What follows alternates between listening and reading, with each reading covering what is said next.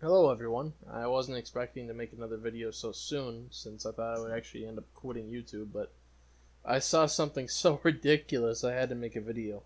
So, Kothorix, the blue dragon everybody seems to love, made a video claiming that we should bring back child labor to the United States. Now, I don't know about you, but this sounds like a terrible idea, and I'd like to go into reasons why that's a terrible idea. So, during the 1930s, when child labor seemed to be at its peak in our country, though it's been a thing since before that, due to a lack of standards until the labor laws were put in place. Children are often used in factories and other terrible condition jobs because children aren't in the right sort of mindset to be able to make a difference and complain, and oftentimes suffered the most injuries because of this. Children are often used to maintain risky factory equipment to the point that they would often lose limbs and suffer permanent injuries without any recompense for such, and it was only ever changed by adults. The children would be completely taken advantage of in this new system. Now, Kothorix's idea of why we should bring back child labor is that because the United States buys products made from child labor in other countries, in order to cut out the middleman, we should just have our own child labor, which is a completely ridiculous way to look at things. What we should be doing, in my own opinion, is putting sanctions and perhaps other actions on countries that use child labor, so this way we encourage the rest of the world to stop using child labor, the same way Great Britain got rid of slavery in most of the world. Even though there is still state-sanctioned slavery in countries today, but let's not get into that. He also makes the argument that the United States education system is completely lackluster, and this I completely agree. The education system here isn't. It's an indoctrination system. You don't really learn anything useful beyond writing and reading, and even then, the literacy rate is going down as we speak.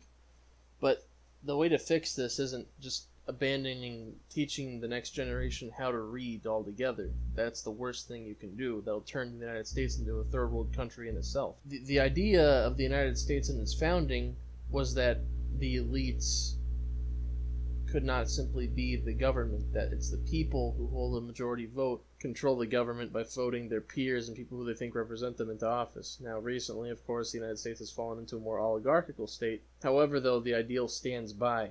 And with the education system being completely malnourished of what it is, instead turning itself into a factory line to make good docile citizens and workers, instead of just succumbing to this on entirety and allowing children to just go straight to the workforce, we should instead be fixing the system we currently have, instead of swapping something that'll turn us into the next China, where human life is seen as a resource along everything else. The argument that just trying to maximize the GDP for a nation is a terrible one because it doesn't actually maximize the individual earnings of the citizens in the nation. Allowing mass immigration into a country will increase the GDP greatly, but will also cause much more poverty because it's spreading thin further the wealth within the nation. So in this, if we were to re-legalize child labor, we would have an uneducated populace who can't read or write, for the most part, who have no idea how a country should be run and managed, simply taken advantage of by the previous generation for cheap goods, and this would by far screw over our nation for the long run. It's a short-term gain at the cost of mass amounts of human life,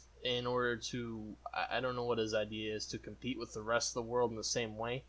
Here in the United States, we've gotten ahead by the rest of the world by doing things the hard way and thinking ahead. When you see the rest of the world fighting with sticks and stones, you don't bring a stick and a stone yourself. You bring something much bigger, much heavier, and something that's going to have a long-lasting effect on everybody else around you. That's the reason we're a world superpower. Because we manage things properly and we don't take advantage of our own citizens to the same extent as the rest of the world. We're a nation founded on egalitarianism and giving everybody a fair chance. Now, of course, there's been injustices in the past, and I do agree that obviously that is a bad thing.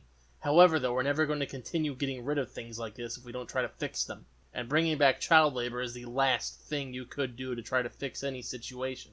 Education is an extremely part for any nation. For example, Japan and Korea after World War II began investing heavily into the education of the further generations, and as of now, they're some of the smartest and best off nations in the Pacific area. In comparison to China, which, of course, with the communist regime min-maxing for the most production possible, you can see the quality of life for their citizens varies drastically in between them.